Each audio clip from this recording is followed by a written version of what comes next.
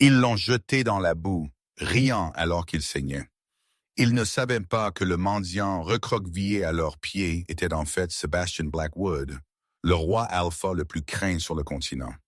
Ils ne savaient pas qu'il pouvait leur arracher la gorge d'une seule commande. Mais dans ce moment d'humiliation, au milieu de la cruauté de sa propre meute, une seule personne s'est avancée. Pas un guerrier, pas un noble, mais Sarafina, l'oméga la plus pauvre de la meute, qui a cassé son dernier morceau de pain rassis pour nourrir un homme qu'elle pensait mourir. Elle a sauvé le roi, et en faisant cela, elle a signé son propre mandat de mort. Ceci est l'histoire de comment un roi en haillon a trouvé sa reine dans le caniveau. La pluie dans le territoire du Nord n'a pas seulement lavé les choses propres, elle a gelé l'âme. C'était une nappe de glace implacable qui a transformé les chemins de terre de la meute de la lune d'argent en une bouillie de boue grise et de déchets animaux. Sebastian Blackwood était assis le dos contre le mur de briques rugueux du drapeau de fer, une taverne qui sentait la bière éventée et les phéromones bêta-agressives. Il a tiré le capuchon de sa cape de laine déchirée plus bas. Il a gratté sa peau, un contraste saisissant avec le coton égyptien et la soie qu'il portait habituellement. Mais Sébastien n'était pas ici comme le roi Alpha aujourd'hui. Il était ici comme le vieux Ben, un vagabond muet et boiteux. Pendant des mois, des rapports avaient atteint son bureau au palais d'Obsidienne, des rapports de recettes fiscales manquantes, d'infrastructures en ruine dans les districts extérieurs et un taux de mortalité croissant parmi les Omégas. Son conseil, dirigé par un homme nommé Alastair Sterling, a affirmé que c'était juste un mauvais hiver. Sébastien ne croyait pas au mauvais hiver. Il croyait en la pourriture. Et pour trouver la pourriture, il fallait ramper dans les égouts. Il regardait à travers le rideau de pluie, alors qu'un SUV noir avec des vitres teintées roulait dans la boue, éclaboussant un groupe de chiots jouant près du caniveau. La voiture n'a pas ralenti. Elle portait le blason de sa propre administration, mais les hommes à l'intérieur riaient. « Bouge ça, ordure !» a hurlé une voix depuis la porte de la taverne. Une botte a heurté durement les côtes de Sébastien. Il a grogné le son authentique. Son loup Ariès a grogné à l'arrière de son esprit, une force chaotique exigeant qu'il se transforme et déchire l'agresseur. « Tiens !» Sébastien a commandé intérieurement. « Pas encore. » Il a levé les yeux. C'était Silas, un garde Gamma qui était censé patrouiller les frontières. Au lieu de cela, Silas était ivre, le visage rouge, de whisky de midi et donnait des coups de pied à un homme sans abri. Éclaircit la gorge. « Tu bloques l'entrée! Saleté! » Silas a craché, essuyant sa bouche avec le dos de sa main. « Va mourir dans les bois! » Sébastien a déplacé son poids, feignant une boiterie douloureuse alors qu'il se faufilait dans la ruelle.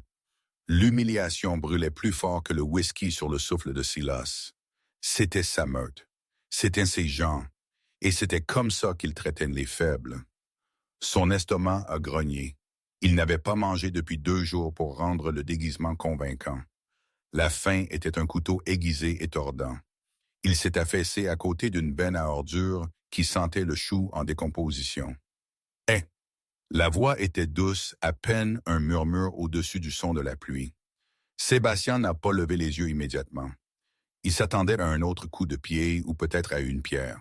« Hey, tu vas bien? » Il a levé la tête, se tenant là, grelottant dans un manteau qui était 3 tailles trop grand, et maintenu ensemble par du ruban adhésif, se trouvait une fille. Elle ne pouvait pas avoir plus de 22 ans. Ses cheveux étaient un fouillis emmêlé de boucles humides et sombres, cachées partiellement par un bonnet tricoté, mais ses yeux, ils étaient d'un violet saisissant et impossible. Elle était un oméga. Il pouvait le sentir, ou plutôt le manque de statut sur elle. Elle sentait la pluie, le vieux papier, et quelque chose de doux comme la vanille, bien que c'était faible, enterré sous l'odeur de l'épuisement. Elle a tendu une main. Elle était rouge de froid, les phalanges gercées et saignant légèrement. Sébastien la regardait fixement. Il a pointé sa gorge et a secoué la tête, maintenant sa couverture de muet. « Tu ne peux pas parler » a-t-elle demandé. Il a secoué la tête à nouveau. La fille a regardé autour nerveusement, vérifiant la porte de la taverne où Silas venait de rentrer. Elle a fouillé dans la poche profonde de son manteau trop grand et a sorti un sac en papier. Il était gras et froissé. « Je n'ai pas d'argent » a-t-elle murmuré, s'accroupissant, de sorte qu'elle était à son niveau des yeux. Les genoux de son jean étaient usés jusqu'à la corde. Le sol mouillé les a trempés instantanément. « Mais j'ai ça. Ce sont les bouts de pain de la boulangerie. Ils allaient les jeter. » Elle a ouvert le sac. À l'intérieur se trouvait une demi-baguette, dure comme une pierre, et un croissant légèrement écrasé. Sébastien connaissait l'économie de ce district. Ce pain était probablement son dîner et son petit déjeuner pour demain. Il a hésité, regardant la nourriture, puis ses yeux. « Prends-le » a-t-elle insisté, poussant le sac dans ses mains sales couvertes de boue. « Tu saignes. » Elle a pointé une coupure sur son front où il avait heurté le mur de briques plus tôt. Sébastien a pris le pain. Il a arraché un morceau de la baguette. Il était rassis, demandant un effort pour mâcher, mais pour son corps affamé, il goûtait mieux que les banquets au palais. « Je suis Sarafina » a-t-elle dit doucement. « La plupart des gens m'appellent Sarah. » Elle a attendu, s'attendant peut-être à ce qu'il écrive un nom dans la terre, mais il a juste hoché la tête. « Tu ne devrais pas rester ici, vieil homme. » Sarah a dit, sa voix baissant. « Gamma Silas, il est de mauvaise humeur. Il a perdu de l'argent en jouant la nuit dernière. S'il sort et te revoit, il ne te donnera pas juste un coup de pied. » Sébastien a plissé les yeux. « Jeu. » Le jeu était strictement réglementé et Silas était sur un salaire de gamma. Soudainement, la porte arrière de la taverne s'est ouverte avec fracas. « Je t'ai dit que je sentais le rat. » La voix de Silas a résonné. Sarah a tressailli, son corps devenant rigide. Elle n'a pas couru, cependant. Instinctivement, elle s'est avancée devant Sébastien, protégeant le mendiant avec sa petite et fragile silhouette. « Laisse-le tranquille, Silas » Sarah a dit, sa voix tremblante mais son menton haut. Sébastien a arrêté de mâcher. Il a fixé l'arrière de son cou. Un oméga défiant un gamma. C'était du suicide. « Oh, regarde ça » Silas a ricané, s'avançant sous la pluie. Deux autres gardes, des compères que Sébastien a reconnus comme des éclaireurs de périmètre, l'ont suivi dehors. La petite vermine de caniveau protège l'ordure. « N'est-ce pas poétique? Il ne fait de mal à personne, » Sarah a plaidé. « Il a juste faim. » « Il traîne, » Silas a aboyé. Il a avancé et a poussé Sarah. Ce n'était pas une poussée ludique, c'était un coup de force gamma. Sarah a volé en arrière, s'écrasant dans les bennes à ordures. Elle a frappé le métal avec un bruit sourd écœurant et s'est effondrée dans la boue, haletant pour l'air. « Tue-le » un rire a rugi dans la tête de Sébastien. Les doigts du roi Alpha se sont enfoncés dans la boue, ses griffes menaçant de s'étendre. L'envie de se transformer et d'arracher la tête de Silas de ses épaules était accablante, mais il a gelé. S'il se transformait maintenant, l'enquête était terminée. Sterling et les autres traîtres se cacheraient. Il avait besoin de savoir à quel point cela allait loin. Sébastien s'est précipité vers Sarah, faisant des bruits plaintifs pathétiques, jouant le rôle du vieil homme impuissant et gémissant. Regardez-les. Silas a ri, déboutonnant son pantalon pour uriner sur le mur à côté d'eux. Deux erreurs de la nature. Sors de ma vue, Sarah, avant que je ne décide de te trouver pour des déchets. Je sais que tu ne peux pas te le permettre. Comment va ton frère malade, toujours à cracher du sang? Sarah s'est levée en hâte, le visage pâle. La mention de son frère a semblé la frapper plus fort que le coup physique. « Viens » a-t-elle murmuré à Sébastien, lui attrapant le bras. Elle était étonnamment forte pour quelqu'un de si mince. « Nous devons y aller, s'il te plaît. » Elle a hissé le roi Alpha sur ses pieds. Sébastien l'a permis, appuyant sa lourde silhouette sur elle.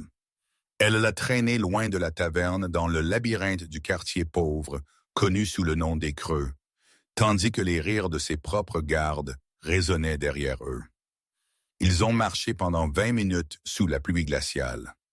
Sébastien a remarqué que Sarah lui donnait le côté le plus sec du chemin, marchant elle-même dans les flaques pour qu'il ne glisse pas. Ils sont arrivés au bord des terres de la Meute où la forêt a commencé à empiéter sur la ville. Ici, les maisons n'étaient pas vraiment des maisons. C'étaient des cabanes faites de tôles ondulées, de bois de rebut et de bâches en plastique. C'était un bidonville qui n'était sur aucune des cartes officielles que Sébastien avait vues dans la salle de guerre. « Ce n'est pas grand-chose, Sarah a dit, ses dents claquant violemment maintenant. Mais c'est sec. Elle a déverrouillé une porte faite de contreplaqué avec 3 cadenas différents. Sécurité. Sébastien a noté. Elle est terrifiée que quelque chose entre. L'intérieur était une petite pièce. Il y avait un matelas dans le coin, un petit réchaud de camping et un rideau séparant une petite alcôve. L'air sentait la maladie, le menthol et la sueur rance mélangés à ce léger parfum de vanille. « Sarah, c'est toi? » Une voix faible et rauque est venue de derrière le rideau. Sarah a immédiatement lâché Sébastien et s'est précipitée vers le rideau. « C'est moi, Toby. Je suis à la maison. » Sébastien se tenait près de la porte, laissant tomber de l'eau sur les planches de plancher déformées. Il a balayé la pièce du regard. Pas de chauffage, juste le réchaud de camping. Il a vu une pile d'avis de retard sur une caisse qui servait de table. Centre médical de la Lune d'Argent. Avis final, Sarah a émergé du rideau, son visage marqué par l'inquiétude. « Mon frère », a-t-elle expliqué à Sébastien, gesturant vers l'alcôve. Il a le poumon râlant. Le sang de Sébastien a glacé. Le poumon râlant était une infection traitable. Un simple traitement d'antibiotiques le guérit en 3 jours. Mais sans médicaments, c'était une mort lente et agonisante pour un loup qui ne pouvait pas se transformer. Pourquoi n'a-t-il pas été traité? Sébastien s'est oublié un instant, sa voix lâchant presque sa façade rugueuse, mais il s'est repris et a simplement fait un geste interrogatif avec ses mains pointant la facture médicale. Sarah a soupiré, enlevant son manteau mouillé, et en dessous, elle portait un uniforme de serveuse délavé d'un restaurant qu'il ne reconnaissait pas. L'hôpital de la Meute ne traitera plus les omégas sans paiement anticipé. Nouvelle politique du Conseil. Beta Declan l'a signé le mois dernier. Beta Declan. Sébastien a mentalement ajouté le nom à sa liste. Declan Cross. Son père avait été un noble guerrier. Il semblait que le fils était un profiteur. « J'économise », a dit Sarah, se dirigeant vers le réchaud pour l'allumer. Les flammes ont craché bas sur le gaz. « Je suis proche. J'ai juste besoin d'encore 200 crédits, mais Silas et son équipage, ils continuent d'augmenter la taxe de protection pour les creux. » Elle a regardé Sébastien, un triste sourire jouant sur ses lèvres. « Je ne devrais pas t'ennuyer avec ça. Tu as tes propres problèmes. » Elle a repris le pain de lui, non pas pour le garder, mais pour le diviser.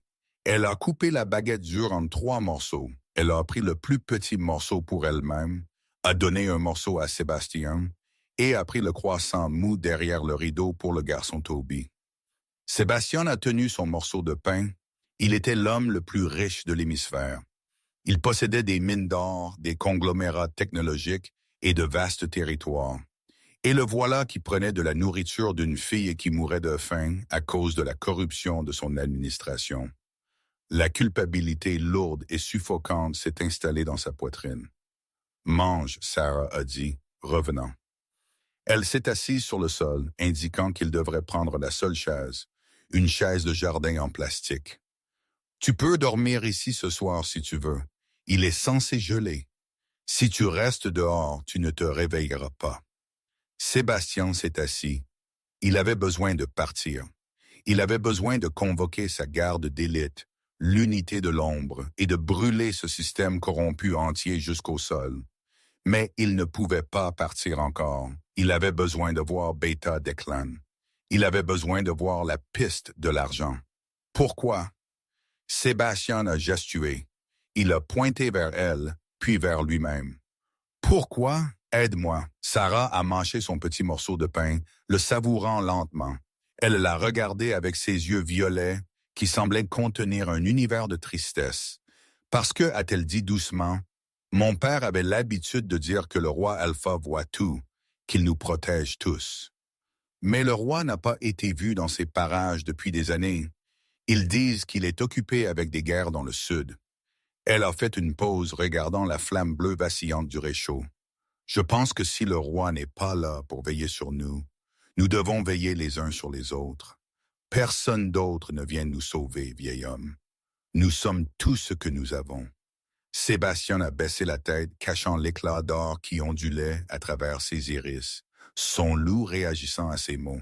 « Je suis ici », il a juré silencieusement, « et je vais faire pleuvoir un feu d'enfer sur eux pour ça. » Soudainement, un lourd martèlement sur la porte en contreplaqué a fait trembler toute la cabane. « Ouvre, WS, nous savons que tu es là. » Sarah a laissé tomber son pain. Son visage est devenu blanc. « Ce sont les collecteurs, a-t-elle murmuré, les hommes de Beta Declan. » Elle a regardé Sébastien, la panique dans ses yeux. « Cache-toi sous le lit. S'ils trouvent un mâle non enregistré ici, ils me trouveront, et je n'aurai pas l'argent pour le médicament de Toby. » Sébastien n'a pas bougé. « S'il te plaît, elle a supplié, des larmes se formant. Je peux les gérer.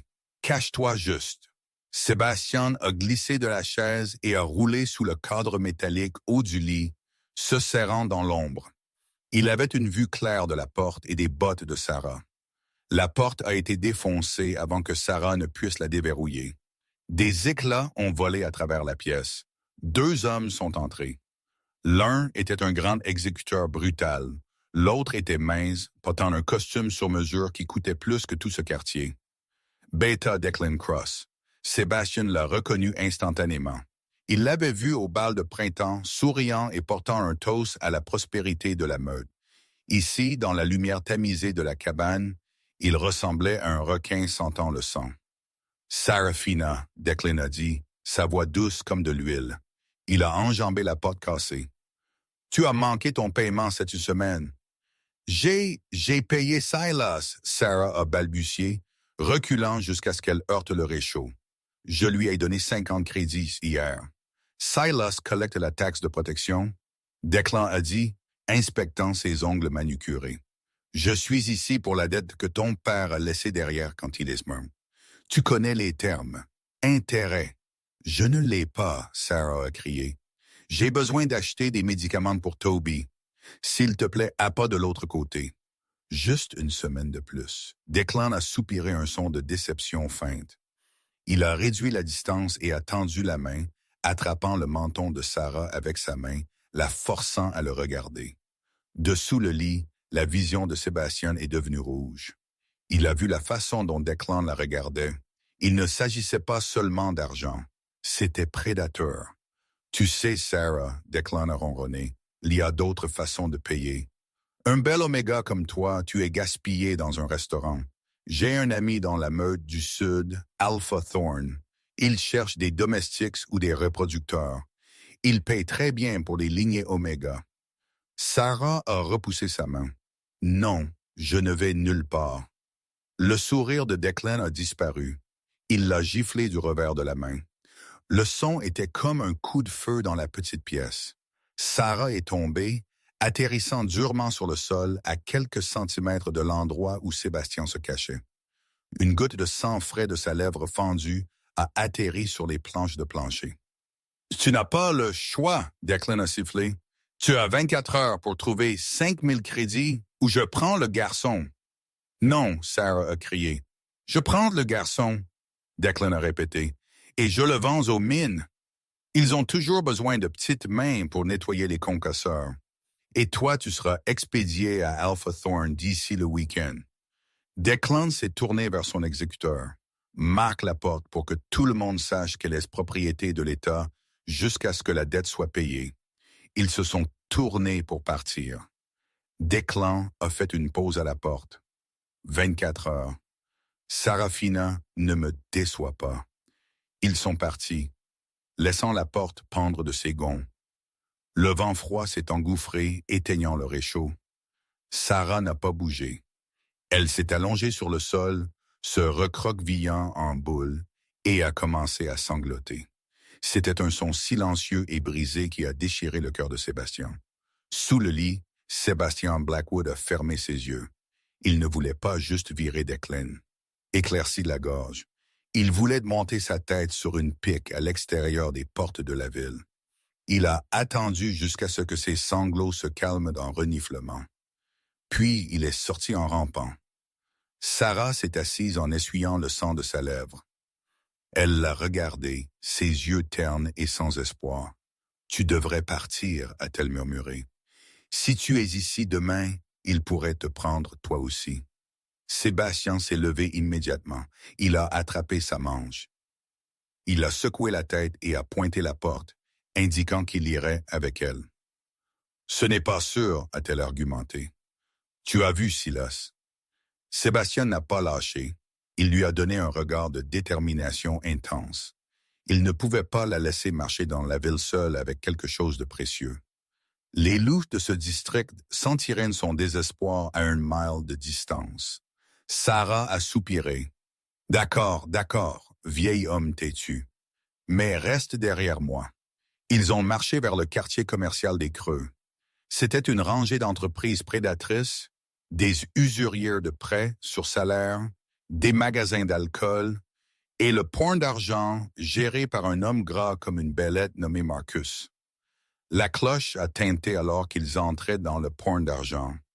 Le magasin sentait la fumée de cigares et le désespoir. Les étagères étaient bordées des débris de vie ruinés, des alliances, des outils, des instruments de musique.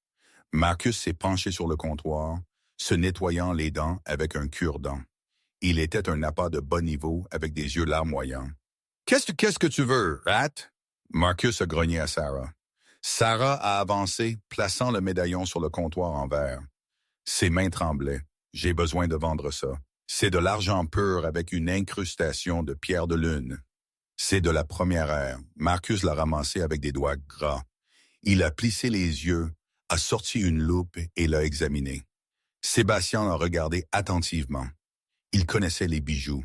Ce médaillon valait au moins 2000 crédits. C'était une pièce artisanale. « Ferraille », Marcus a dit, le jetant de nouveau sur le verre avec un bruit. « Quoi ?» Sarah a haleté. « Non, regarde le poinçon. J'ai dit que c'est de la ferraille. » Marcus a interrompu. « Le plaquage s'écaille. La pierre est synthétique. Je te donnerai 50 crédits pour le métal de rebut. » 50. La voix de Sarah s'est brisée. « J'ai besoin de 5000. Ça vaut bien plus que 50. La marque est en baisse. » Marcus a haussé les épaules. « Prends-le ou laisse-le. S'il te plaît. » Sarah a supplié, les larmes débordant. « Mon frère est en train de mourir. Donne-moi juste 500. S'il te plaît. » Marcus s'est penché, un sourire cruel se répandant sur son visage. « Je vais te dire quoi, je te donnerai 100. Mais tu dois faire quelque chose pour moi. Viens derrière le comptoir arrière. » Et un grognement bas a vibré à travers la pièce. C'était si profond, si primal que les vitrines en verre ont tremblé. Marcus a figé. Il a regardé Sarah. « Est-ce que tu viens de grogner sur moi ?» Sarah est semblée confuse. Elle n'avait pas fait un son. Ils ont tous deux regardé le vieux mendiant debout près de la porte. La tête de Sébastien était baissée, son capuchon couvrant son visage. Ses poings étaient serrés à ses côtés. « Sors ton chien errant d'ici !» Marcus a crié, atteignant une batte de baseball qu'il gardait sous le comptoir avant que je ne lui fracasse le crâne. La porte du magasin s'est ouverte, mais ce n'était pas un client. Avoir des problèmes, Marcus Motson, Samut-Gama, Silas est entré flanqué de 2 exécuteurs. Il portait son uniforme de patrouille mâchant du chewing-gum. Il a regardé Sarah puis le médaillon sur le comptoir. « Eh bien, Silas a ri. Essayant de liquider des actifs Serafina, je pensais que Declan t'avait donné jusqu'à ce soir. »« Je vais chercher l'argent, » Sarah a dit, reprenant le médaillon. « Je vais ailleurs. »« Je ne crois pas, » Silas a dit. Il a tendu sa main. Ce médaillon ressemble à une propriété volée. Il y a eu un rapport de cambriolage dans le quartier supérieur la semaine dernière. C'est à ma mère, Sarah a crié, le serrant contre sa poitrine. Preuve? Silas a dit, avançant. Donne-le maintenant. Non. Silas n'a pas hésité. Il a attrapé Sarah par la gorge et l'a claqué contre le comptoir. L'air a quitté ses poumons dans un sifflement. Il a écarté ses doigts et a pris le médaillon. Jolie chose. Silas a réfléchi, le mettant dans sa poche. Ceci devrait couvrir environ 10 crédits de ton intérêt. Sarah a glissé sur le sol, toussant, agrippant sa gorge meurtrie. Quelque chose à l'intérieur de Sébastien a cassé. La corde sur son contrôle a cassé. Le roi Alpha a bougé. Il ne s'est pas transformé. La pièce était trop petite et cela aurait révélé sa couverture. Mais il a utilisé le pas éclair, une technique de combat réservée aux alphas d'élite. Un instant, Sébastien était près de la porte. Le suivant, il se tenait entre Sarah et Silas. Silas a cligné des yeux. Il n'avait pas vu le mendiant bouger. Il a juste vu un flou de chiffon. « Bouge, vieil homme, ou je te tuerai. » Silas a grogné, atteignant sa matraque paralysante. Sébastien a levé les yeux. Pour la première fois, il a laissé le capuchon retomber légèrement. Ses yeux brûlaient d'une intensité froide et terrifiante. Il n'a pas parlé. Il a tendu la main et a attrapé la main de Silas, celle dans sa poche tenant le médaillon. Silas a essayé de se dégager, mais la prise de Sébastien était comme une presse hydraulique. Craquement. « Ah! » Silas a crié alors que les os de sa main se broyaient ensemble. Il est tombé à genoux, incapable de supporter la pression. Les deux exécuteurs se sont précipités en avant. Sébastien ne les a même pas regardés. Il a attrapé le poing du premier avec sa main libre et l'a jeté par-dessus son épaule, l'envoyant s'écraser à travers une vitrine de guitares électriques. Le deuxième exécuteur a hésité, sentant l'aura soudaine et accablante de pouvoir irradiant du mendiant. Ça sentait l'ozone et le sang. Ça sentait d'un Alpha Prime. Éclairci la gorge. Sébastien a serré la main de Silas plus fort. Silas a hurlé, des larmes coulant sur son visage. Avec son autre main, Sébastien a fouillé dans la poche de Silas et a récupéré le médaillon. Il a relâché Silas, qui s'est recroquevillé en boule, berçant sa main mutilée. « Tu es mort !» Silas a crié, crachant du sang. « Vous êtes tous les deux morts. Declan vous écorchera vif. » Sébastien s'est tourné vers Sarah. Elle le fixait, ses yeux écarquillés de choc et de peur. Elle n'avait jamais vu un oméga ou un mendiant bouger comme ça. Il a doucement pris sa main et a remis le médaillon dans sa paume. Puis il a attrapé son bras et l'a tiré vers la porte. « Cours !» éclaircit la gorge. Il a râpé le premier mot qu'il lui avait dit. Sa voix était profonde, impérieuse et douce. Rien à voir avec le grognement d'un muet. Ils ont jailli du magasin sous la pluie, laissant les gémissements du garde-gamin derrière eux. « Qui es-tu » Sarah a haleté alors qu'il courait dans la ruelle, éclaboussant à travers les flaques. « Ben, qui es-tu » Sébastien n'a pas répondu. Il l'a traîné vers le parc, vers le chêne creux. Il avait besoin d'obtenir l'argent, de payer la dette et de la faire sortir elle et Toby de la ville avant de la réduire en cendres. Mais alors qu'ils tournaient le coin vers le bidonville, ils se sont arrêtés net. De la fumée noire s'élevait dans le ciel gris. Elle venait du bord des bois, de la direction de la cabane de Sarah. Toby. Sarah a crié, le son lui déchirant la gorge.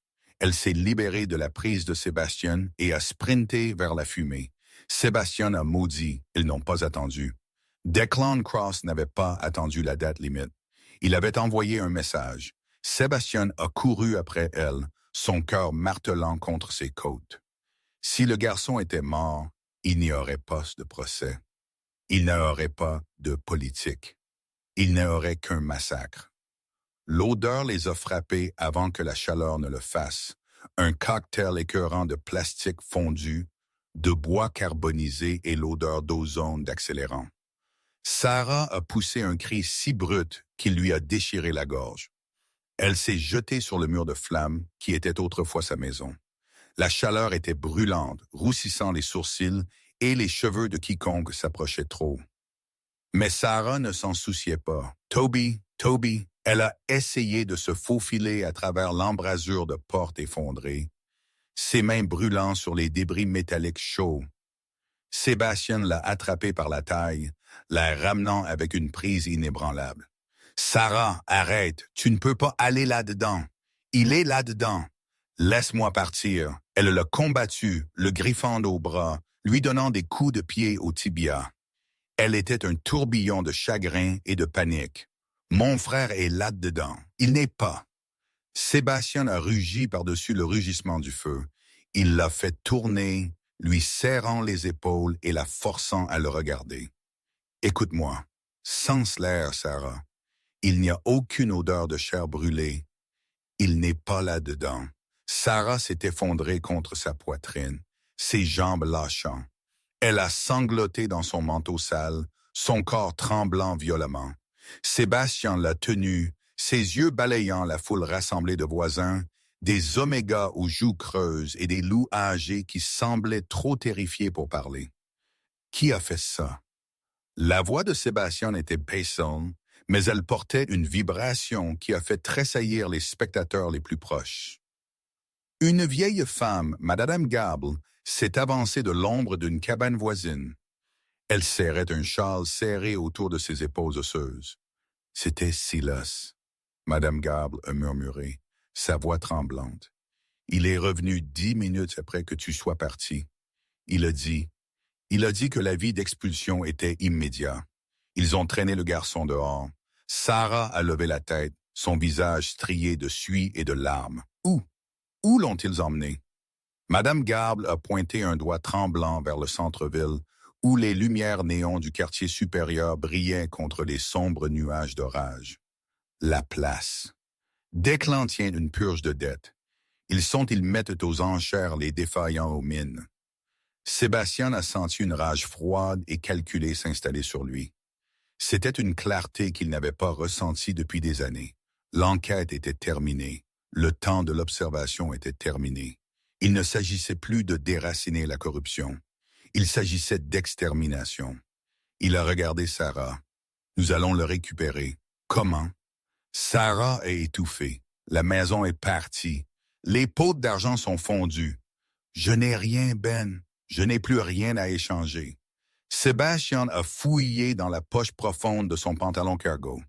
Il a sorti une petite pochette lourde qu'il avait récupérée plus tôt du chêne creux. La goutte que Cale avait faite. J'ai ça. Sébastien a menti doucement. J'ai volé ça d'une cachette que Silas gardait dans la ruelle. Il a ouvert la pochette. À l'intérieur se trouvaient 5 puces de platine, chacune valant 1000 crédits. Sarah les a fixées, ses yeux s'écarquillant. 5000. Ben, ils te tueront pour avoir volé ça. Qu'ils essayent, Sébastien a dit sombrement. Il a attrapé une bâche jetée dans la boue pour couvrir les épaules mouillées de Sarah. Nettoie ton visage, Seraphina. Tiens-toi droite. Nous allons à la place et nous allons racheter ton frère. Alors qu'ils commençaient la marche vers le centre-ville, Sébastien a tapé le dispositif dans son poignet, 3 fois un code silencieux à Kyle et la garde de l'ombre. Code lu, le loup chasse. Entourez la place. Attendez mon commandement. La réponse fut une seule impulsion silencieuse contre sa peau. Compris. La place de la ville de la Meute de la Lune d'Argent était habituellement un lieu de marché et de festival. Ce soir, c'était un théâtre de cruauté. Des projecteurs ont traversé la pluie, illuminant une plateforme en bois surélevée au centre de la place. Une foule de centaines s'était rassemblée, principalement des loups de caste inférieure terrifiés forcés de regarder, et une section VIP de riches apoteurs et de fonctionnaires corrompus buvant du champagne sous des auvents chauffés. Au centre de la scène se tenait Beta de Cloncross. Il portait un costume blanc qui restait impeccablement propre malgré la saleté de la ville. Derrière lui, à l'intérieur d'une cage en fer rouillé, habituellement utilisée pour le bétail, étaient assis 6 enfants. Toby était parmi eux. Il était recroquevillé dans le coin de la cage, toussant violemment, sa peau pâle comme un drap. Mesdames et messieurs, La voix de Declan a résonné sur le système de sonorisation. Bienvenue au jugement mensuel. Nous sommes une meute de loi, et quand les membres de la meute prennent du pot sans contribuer, l'équilibre doit être restauré. Une ondulation d'applaudissements nerveux est venue de la section VIP. Le peuple commun est resté silencieux, tête baissée. Lot numéro 4, Declan a annoncé, gesturant vers la cage. Un exécuteur a traîné Toby dehors par son col. Le garçon a trébuché trop faible pour se tenir debout. Toby Wilds, Omega, malade, mais il a de bonnes mains pour les tapis de tri. Est-ce que j'entends une enchère de départ de 500 crédits? 500? A crié un contremaître de mine du premier rang. 600, a appelé un autre. Sarah a poussé à travers la foule, son souffle venant en halètement déchiré. Arrête! Arrête ça! Elle a éclaté dans l'espace ouvert devant la scène. La foule s'est séparée, haletante.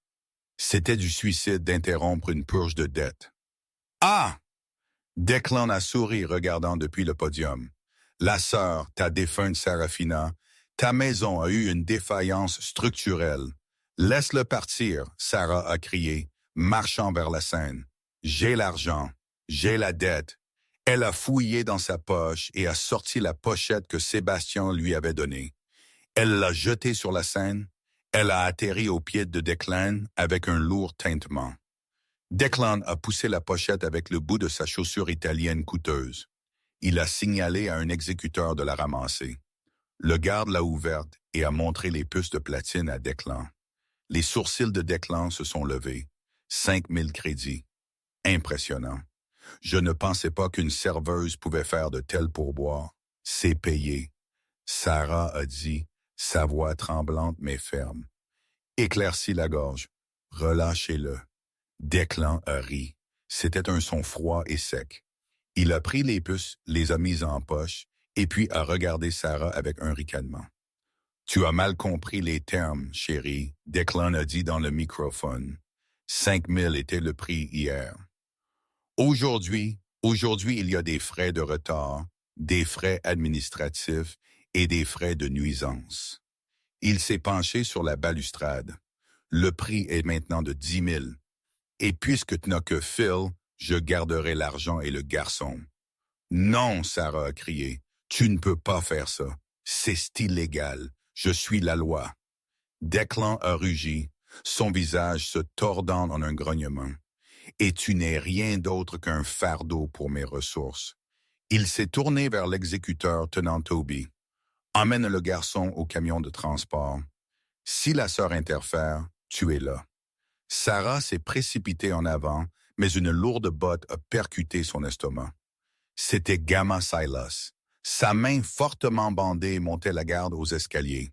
« Assieds-toi, rat! » Silas a sifflé, faisant passer sa matraque pour la frapper alors qu'elle était à terre. La matraque n'a jamais fait contact. Une main l'a attrapée en plein vol. La foule est devenue silencieuse.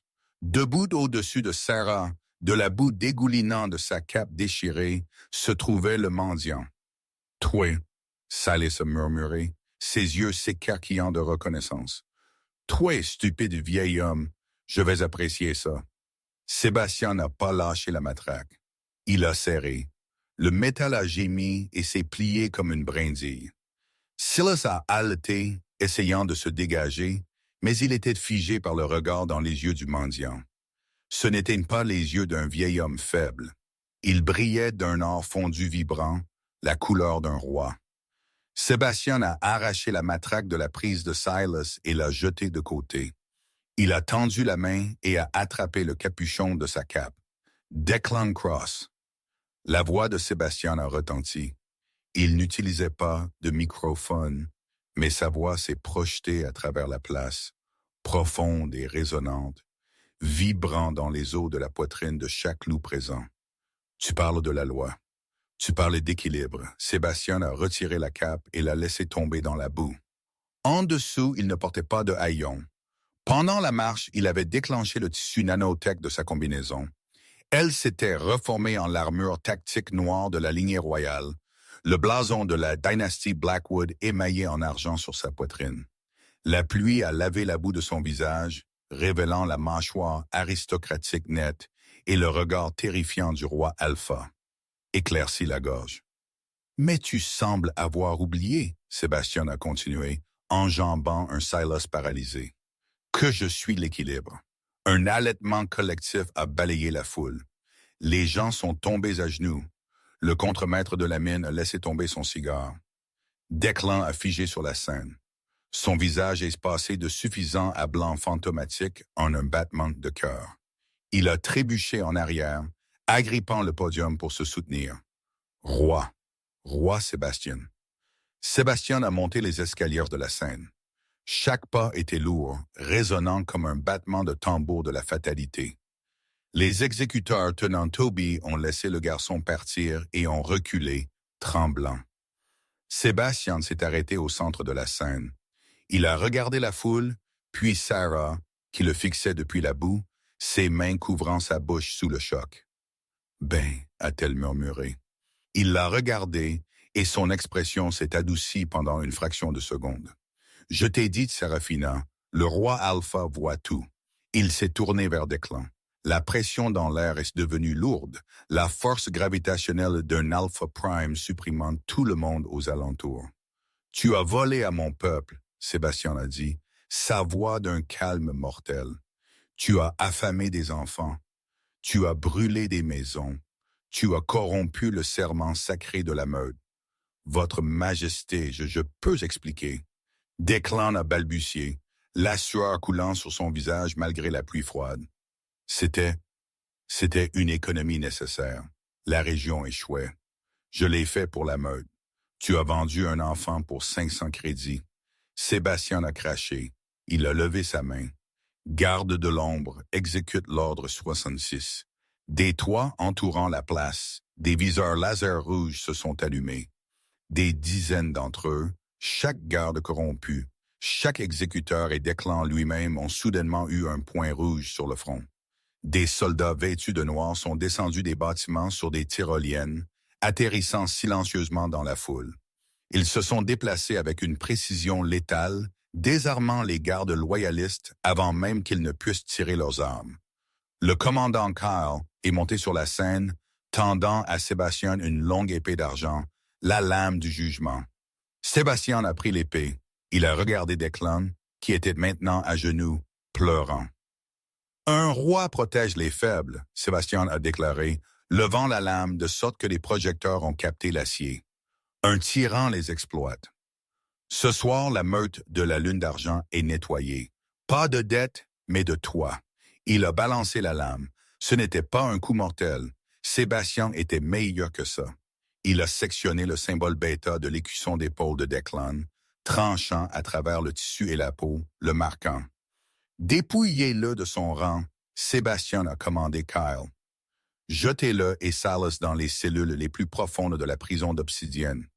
Ils travailleront dans les mines où ils ont vendu ses enfants jusqu'à ce que leurs dettes soient payées.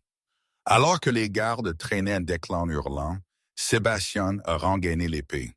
Le silence sur la place était absolu. Sébastien s'est tourné et a marché vers le bord de la Seine. Il a sauté, atterrissant doucement dans la boue à côté de Sarah. Elle était toujours au sol, le regardant comme s'il était un étranger, un dieu. Sébastien s'est agenouillé. Il ne se souciait pas de la boue sur son armure. Il a tendu la main et a doucement levé son menton. « Tu vas bien ?» a-t-il demandé. La voix était celle de Ben, douce, concernée.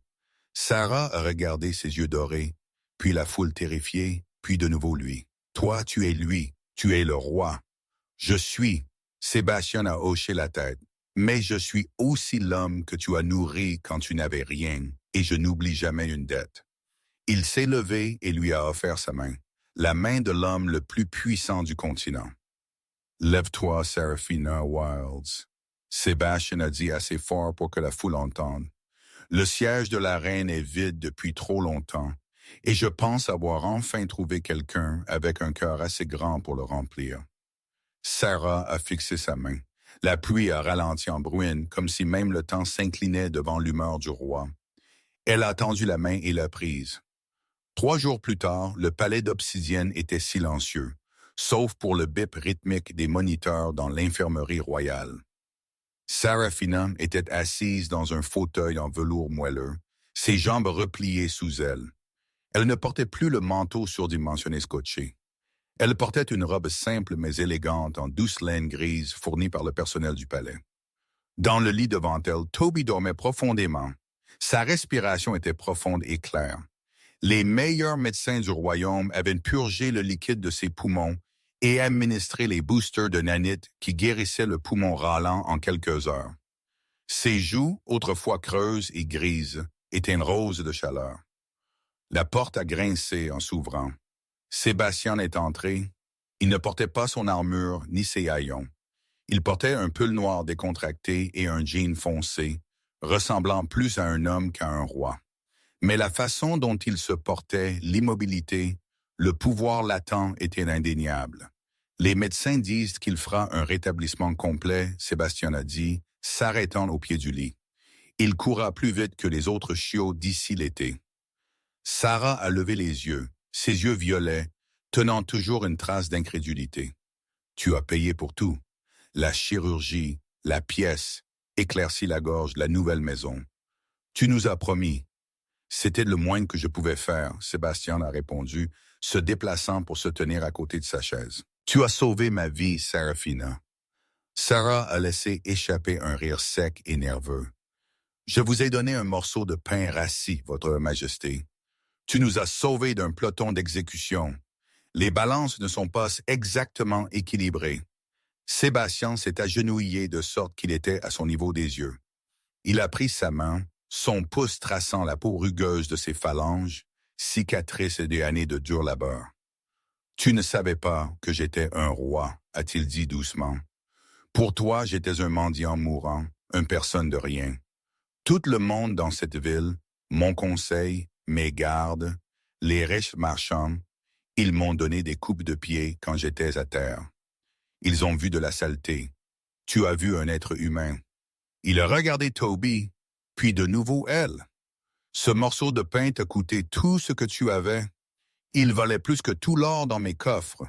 C'est pourquoi les balances sont équilibrées, Sarah.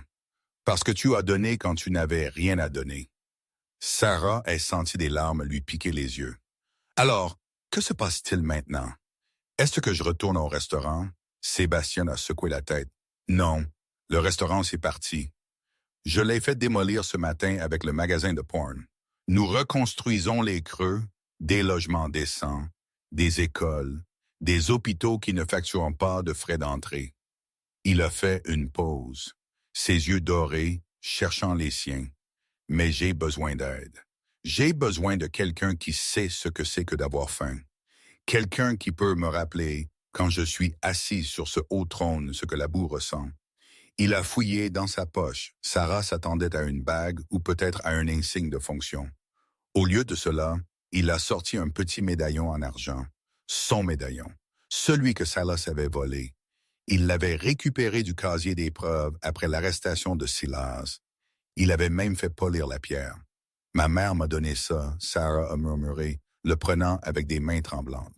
« Je sais, » Sébastien a dit. « Tu as dit que cela prouvait que tu venais d'une bonne lignée. » Il s'est levé, la tirant doucement sur ses pieds. « Ta lignée est noble, Sarafina.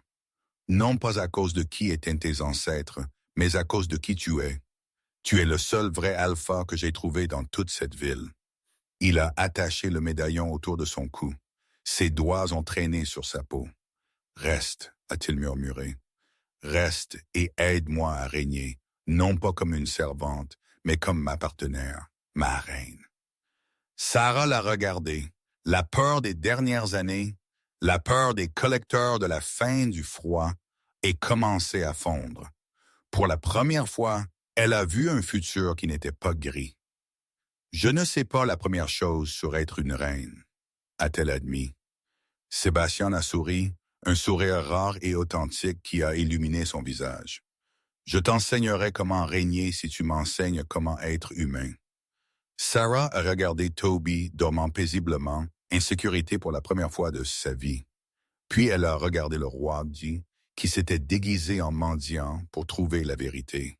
« D'accord, a-t-elle murmuré, je resterai. » Sébastien s'est penché, et quand il l'a embrassé, ce n'était pas le baiser d'un roi réclamant un sujet. C'était le baiser d'un homme qui avait enfin trouvé sa maison. Dehors par la fenêtre, la pluie avait cessé. Les nuages se sont brisés, et pour la première fois depuis des semaines, le soleil a brillé sur la meute de la lune d'argent, lumineux, chaud et plein d'espoir. Ils disent que tu peux en dire beaucoup sur un homme, par comment il traite ses égaux, mais tu apprends la vérité par comment il traite ceux qui ne peuvent rien faire pour lui. Sebastian Blackwood est allé chercher la pourriture dans son royaume, mais dans la saleté des bidonvilles, il a trouvé un diamant. Sarafina n'a pas sauvé le roi parce qu'elle voulait une récompense. Elle l'a sauvé parce que c'était la bonne chose à faire. Dans un monde plein de monstres portant des costumes, parfois la seule vraie noblesse est trouvée dans le caniveau. Le roi Alpha a trouvé sa reine non pas à un bal, mais partageant une croûte de pain sous la pluie. Et ensemble, ils n'ont pas juste régné sur la meute, ils l'ont guéri. Si cette histoire a touché votre cœur, s'il vous plaît, appuyez sur ce bouton « J'aime ». Cela aide plus de gens à trouver ces histoires. Que feriez-vous si vous trouviez un mendiant qui s'avérait être un roi? Auriez-vous partagé votre dernier repas comme Sarah? Faites-moi savoir dans les commentaires ci-dessous.